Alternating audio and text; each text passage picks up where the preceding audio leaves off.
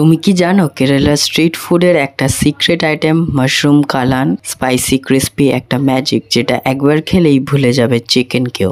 প্রথমে মাশরুমগুলোকে অল্প ময়দা দিয়ে ঘষে জলে ধুয়ে ছোট ছোট করে কেটে নেব। তার সাথে অল্প বাঁধাকপিও একইভাবে কেটে একটা মিক্সিং বোলে আদা রসুনের পেস্ট, স্বাদমতো নুন, গোলমরিচ, লঙ্কা গুঁড়ো, গরম মশলা, ময়দা, কর্নফ্লাওয়ার আর ধনেপাতা দিয়ে মেখে নেব।